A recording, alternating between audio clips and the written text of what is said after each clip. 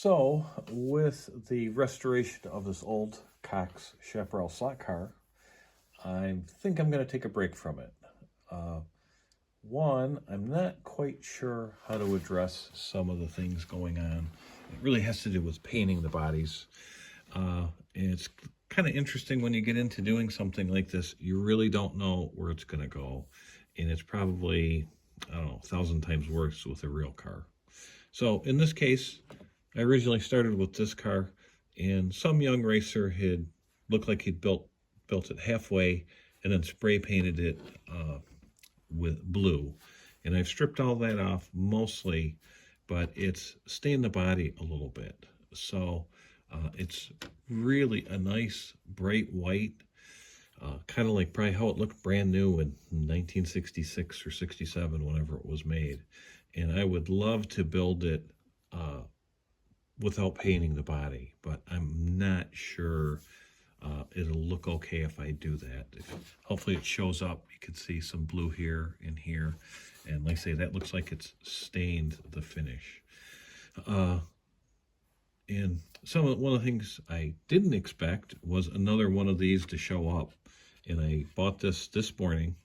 It had a Cox chassis from a different car, so it wasn't a Chaparral 2D chassis, but it was still a Cox chassis, and it fit. So I don't know, maybe we can use that chassis and have two of these. But the problem with this car is someone had smeared, I think it's the adhesive, the Malo glue they'd used to put all this stuff on, all over the front. Must have had a brush, looks like they brushed it on.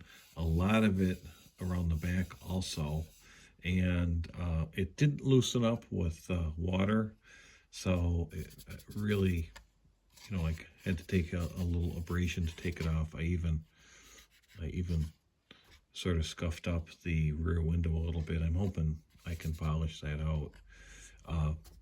And the parts that were not covered have been discolored by age or sunlight or whatever. They've yellowed.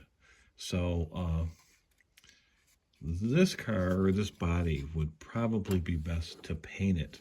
The big advantage is you see this hood scoop is two pieces glued together. Could really hide the seam really well, and could also, before it's painted, give you an opportunity to sand down the remaining adhesive that's still on here. But both of these are really nice bodies.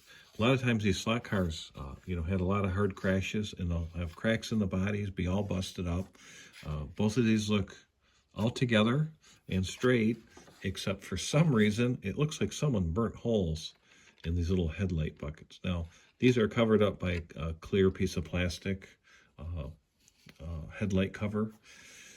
So it should be pretty easy to fix that. The area gets painted black. The real car was painted black, so that's probably what I'd do here.